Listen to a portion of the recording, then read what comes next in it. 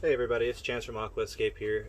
Today I'm going to share with you how I split up, and probably everybody else I imagine splits up Cryptocoryne.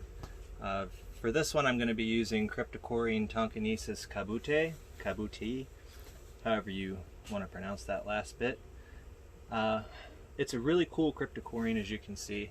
It is this long blade strappy leaf crypt. Very cool. Used to have a Spiralis tiger in here for comparison's sake. I recently took it out, but it's about, I would say, a fourth the size of width as the Cryptocoryne blade. So yeah, the Cryptocoryne Spiralis tiger blade, if you can see the black on my pin sets, is about like about this wide. So yeah, about a fourth or a quarter the size. So it's really nice. It's an awesome plant for aquascaping because it doesn't have the giant blades, unless you're going for the giant blades. But I like the smaller blades better. That's why I took the Spiralis tiger out. So today I have a few of them that have all kind of separated out here. This one got sent farther enough away to grow, but the runners on these guys popped up really close. It does send runners, and it also will grow kind of grouped together. They all come off of a stolon underneath the root system that I'll show you guys in a minute. But yeah, so we're gonna dig it up. I'm gonna split it up and basically just replant it. I might move the Mayaca here elsewhere, but anyway, I just want to get this. I'll probably add some substrate in too, because the back part back there is a little low, but I don't know if I'll put that on camera or not, just because of the fact that I might not be able to. So I start always, I have suction on. Anytime I uproot a plant in a tank, I do a water change, or I have suction going. The reason being, the dirt, the substrate that gets shifted and stuff like that, you'll see all the plume that's going to come up here. Because I use mineralized topsoil underneath this, it's kind of messy whenever I move anything, so I try to always make sure that I do this. But even if you're not using mineralized topsoil underneath your aqua soil, you should still vacuum if you're moving a large plant like this. If you're just moving a stem and it's fresh and the roots aren't really developed yet, sure, you can probably get away with it. But I mean, even then I'd still do a water change. So you just want to be very gentle, and you want to tug at the base of the plant. You don't want to pull towards the blades, because you'll break it. You can see where I've trimmed it over the time it's been in here too. Suck everything up.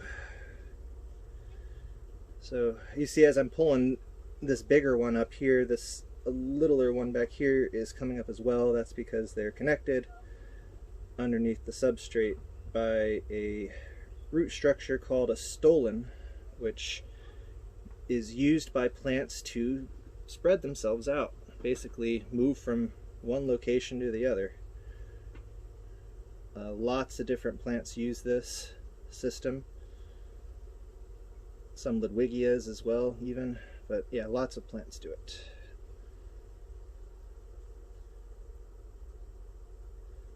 So I can see now I'm starting to get to the mineralized topsoil. I can see it coming up with the roots, but nothing I can really do about it. But I just keep pulling slowly. If I pull too quickly, I'll break off pieces of root that will get stuck and trapped under the substrate and dissolve and, you know, contribute to future algae blooms, or just damage the root structure in itself. I like to kind of see what the full structure of the roots are looking like under there.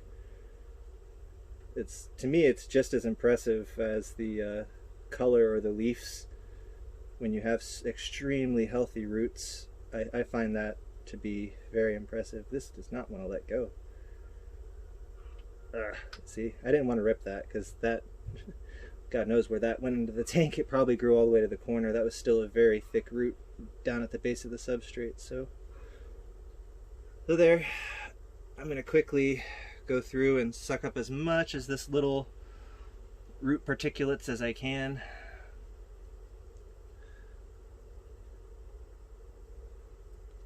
I don't like having, as you can see, this is why I do the water change. I don't like having things floating around in my tank and stuff like that. It just contributes to problems. So I'll even go as far as, see, what happened actually is the Echinodoris here decided to root into the crypts as well, and that happens. So I'll just tuck this root, because that belongs to the Echinodoris light flame over there. So I'll tuck his roots back in. They don't need to come out. I believe this is old root, yeah. So always suck out the old root or pull out the old root. I don't like leaving it in, again, because it's just more organic material to sit there and dissolve into your water column and cause algae. I also will remove, I use Osmocote, and Osmocote will pop up from time to time, so I remove it if it does pop up.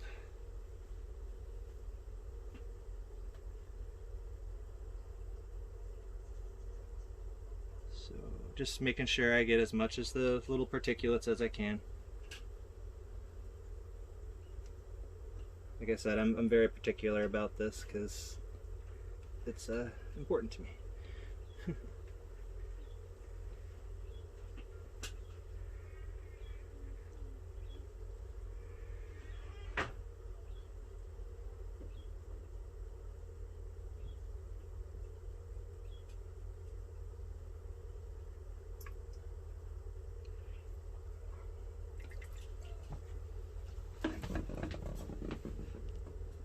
Give me 1 second, I'm going to go unclog the pipe. Alright, I'm back. Sorry about that. I had a little clog in the Python. If you guys use the device, you know, any kind of little substrate pieces that get sucked in there, anything like that, will clog the thing up. So, but I'm back. I'll do my best to string these videos together seamlessly, but I am not a video editor, which is part of why I've strayed away from editing videos on YouTube or anything like that, because I don't know what I'm doing.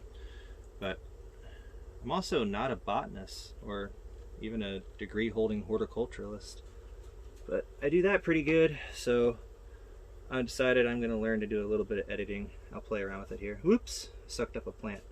I won't edit that out though, because I'm still trying to be as real as possible. So if I make a mistake, y'all are going to see it, even if I do start doing editing or whatever. I'm not going to edit out when I screw up. Everybody screws up.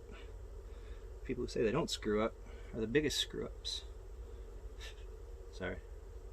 My dad's coming out.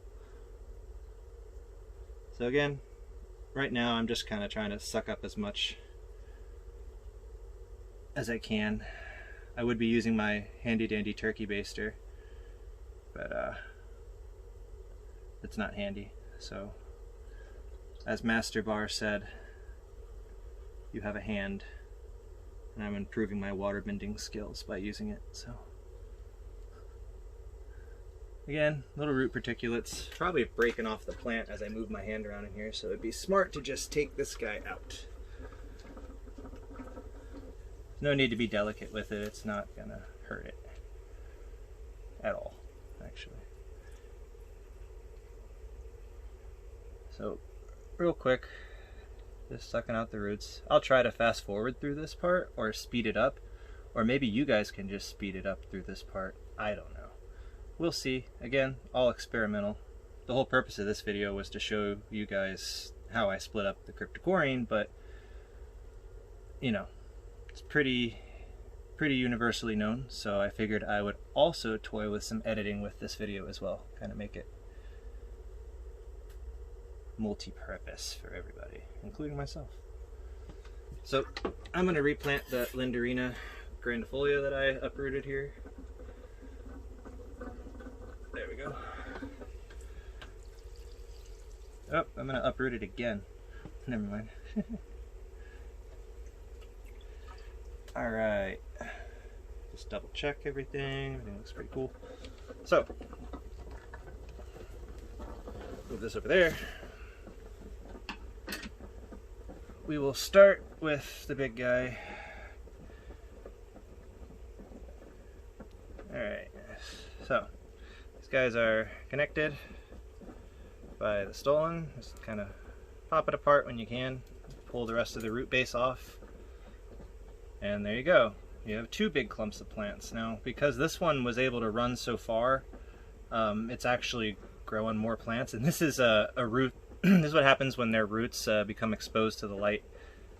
Or like, you know, if they're outside of the substrate, they actually begin to get a chlorophyll getting dumped into them, which is odd. I don't know what the purpose of it is or if they do anything other than being a root, but they don't rot off and fall off like normal plants. I always thought that was interesting. They actually will grow up and they'll turn in green stuff like that, so it's cool. I'll have to look more into it, and if I find anything out, I'll let you guys know. But anyway, back to these guys. So if you look here, I'll try to see where I am. There we go. Now you can see. I hope my hand wasn't covering that whole time. If it was, I apologize. So here are the green roots I was talking about, if you didn't see that before. Nice green roots. It's very odd. But anyway, so come to the base of the plant here, and you can see this little bitty guy here. He's got like 1.5 blades, maybe 2. You want to be able to pinch down at the base. You could use a razor blade too, but I pinch. And you want to take some root with you. So even if it's just a little bit of root, that little bit of root right there. I mean, even that little bit of root right here is okay too, because it's actually a pretty good sized bit of root. So that's okay. Not great. You want to try to get more than that, but that'll work. It'll still grow fine. So I'll toss him in there, her in there, it in there. Peel off the dead growth of these. Try to find another one. These are a little small, but they'll still, I could still probably separate them and plant them and they'll grow. So again, I peeled down. If you notice that I peeled in the direction that the roots are growing down, that will cause roots to break off with the plant. If you peel up, you'll end up leaving the roots on the main base here, and you'll lose the roots on your runner you're trying to peel off. So it looks like there's another one here that's capable of being peeled off. Yeah, it's got a little baby root to it. So there we go. So that's 3 plants off of the original one that I had left. I originally had 3 and gave one away and auctioned another. So while I have the plant out, I'll clean up the old clipping parts that I have on here. I'll just basically the same way, look at the way they grow. If you look, they are growing up. So if you pull the opposite direction that they're growing, you'll pull off the whole petole, blade of the leaf, and the connector for the root. So you'll get everything. You won't leave anything for algae to grow on. And you're left with a nice plant, you know? Just double check it, make sure you like what you see. And there's some controversy on this about trimming the roots up. I do trim the roots up, but I don't clean the roots down to nothing. These little hairs that are coming off the roots are important. They'll actually search out a lot of nutrients that the plant needs. The larger roots are just transportation, so they're important. I don't rip all the hairs off or anything like that. That's not necessary. So that's perfect. That's plantable.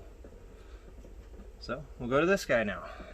And again, you guys can fast forward through all of this. This is pretty much the same as that, but this is going to be much more plants.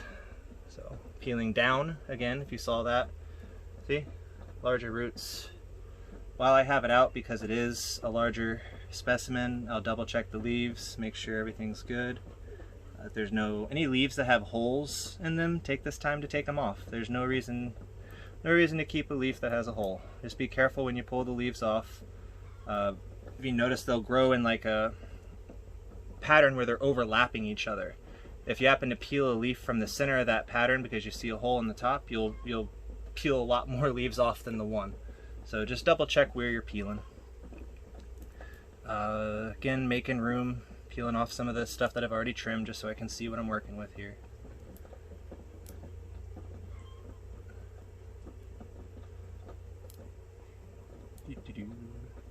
So this one looks good. So peeling down. And they separate very easily. There's like gently tug. There's no reason to put any force behind it whatsoever. If you're having to put force behind it, you're either tugging the wrong direction or your plant is too immature to want to let go of that runner. Again, check the blades, make sure everything looks good. You don't want to put damaged leaves back in there. So, I mean, even if you're stripping it down to 1 or 2 leaves when you're putting it back, that's fine. These things will grow. So, it's best to just keep them, you know, you have the plant out, it's already ripped out of its home, just clean it up a bit, then put it back. There's no reason to skip that step in this process here. So peel down, roots, nasty leaves, check them, typically not there. So when I say nasty leaves, I mean leaves with holes. My perception of nasty with plants has elevated a lot over the years, as will yours. My perception, my definition of nasty a few years ago would have been like, oh, does it have hair algae all over it? Nope, cool. But now it's more, as my skill and such has grown with it, oh, that's just barely enough fruit on there. My standards have grown as well for what I have on my plants, but that's good. That's a good thing. If my standards didn't elevate with my skill or what I know, then that would be a bad thing. Obviously I wouldn't be learning anything then. So again, peeling down. Not a lot of root on that one, but whatever. This is a nice one. That's actually 2. So peeling down.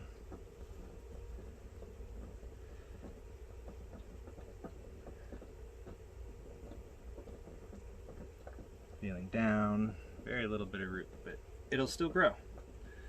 These things are weeds in other countries. So, peeling it off, cleaning the plant up a bit, checking for damaged leaves. What's great are these are like the leaves from the actual original one, the really long blades there. So, nice and cleaned up. I'll take a little bit off the roots here, but again, I'm not cleaning the hairs off of the roots or any of that stuff. There's no need. They need it. It's just stressing the plant out further by doing that. So from those 2 that I had in there now, I now have 1, 2, 3, 4, 5, 6, 7, 8, 9, 10, 11, 12. I have 12 plantable specimens from the one that I originally had. 12. So 12 plants out of 1 in the span of, not sure. I don't remember when I took this plant back out of low tech and put it back into a CO2 injected aquarium, but not that long. So 12 plants, and it's a beautiful Cryptocoryne, Cryptocoryne Tonkinensis kubotae, however you want to say it. Awesome plant. I'll put the spelling obviously in the title. You clicked on it so you saw it. So now I will go ahead and plant these. And when I do this, any kind of maintenance, I try to be as clean as possible without leaving a bunch of stuff on the top of the water. 13, I found a little baby. It might be able to grow. I won't count this one, that'd be cheating. It has a little root though. We'll still say 12. We'll still say 12. 12 is good though. So, and that patch that I have here, I can plant them all there. That's probably what I'm gonna do anyway. So yeah, just start planting them. I know that the longest bladed ones are the 2 with the longest roots, obviously. So I will plant them first and more towards the back of the tank, mainly because then I'll know that those are my parent plants, and they'll be the first ones likely to throw more runners out. The ones that I just split off probably won't send runners for a while. So, yeah.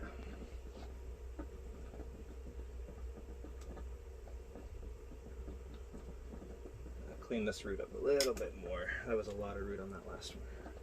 About 2 to 3 inches of root is typically what I like to leave. Again, it's disputed in the hobby, removing the root or not removing the root or cleaning the root up, or, you know, to each their own on it. I personally shorten the length of the root from the old root, but I don't clean the hairs off the root.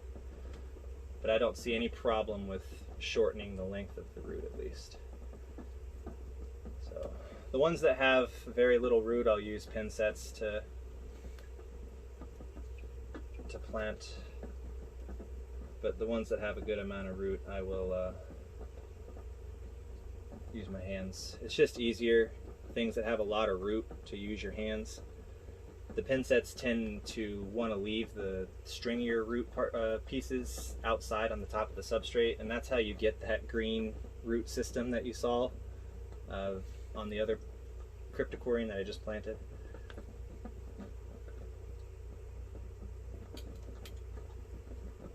Really curious about that. If anybody knows why Cryptocoryne roots, when they grow above the terrain, above the substrate in an aquarium, why they turn green, let me know. I'm curious. I want to know.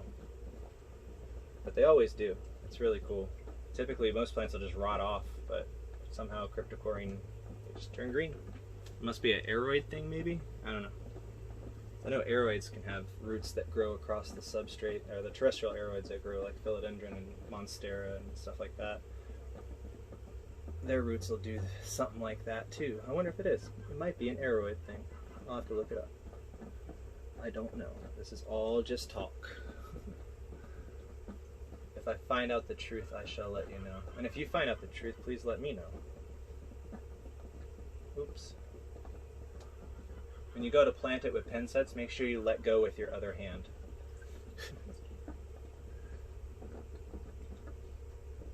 So as I'm planting again, I double check to make sure I'm removing anything that shouldn't be on the plant, like trimmed leaves or anything like that. It's getting kind of packed, but that's okay. They will grow. They're very thin blade, very thin leafed, so they don't need too much exposure. Let's see. Took you there. And I doubt I'll keep most of those there. I'll probably end up moving a lot of them as time goes on. I know a lot will be offered for auction and stuff, so, but I'm gonna root them first. I'm gonna make sure they're fully developed into mature plants as well before I do anything with them as far as selling them. So you guys just get to look at them right now. But very cool plant. Missed one. I'm not going to make you guys watch me fill my tank up. That's just silly. If you guys want, leave in the comments, say, hey, I want to watch the water level on your tank increase, and I'll do a special video for you of my tank after I do like a 90% water change. I'm trying to move the nearite out of the isoedes. There we go. Go crawl over there, buddy. Alright guys, that's all I have for you today. Please, if you have any questions, leave them in the comments, or feel free to message me on Facebook. Again, as I said in my other video today, I would really appreciate if you ask the questions in the comments. I'm not going to be a stickler on it because I just want to share the information, but the more traction the YouTube page get, like I said before, the more encouragement it is for me to keep sharing these things with you. And I hope to eventually be able to offer some of these plants out to some of my subscribers via competition or trade or whatever. We'll see as time progresses and as my channel matures. But I appreciate all of you that are here with me today and here with me now in the beginning. It's going to be awesome. It's going to be fun. I'm going to make sure that this goes somewhere with it. So yeah, stay tuned and enjoy, guys. Take care. Please like, subscribe, and share this video. See, I'm still trying to figure this out. Please like, subscribe, and share this video. I really appreciate it, guys. Thank you. Bye.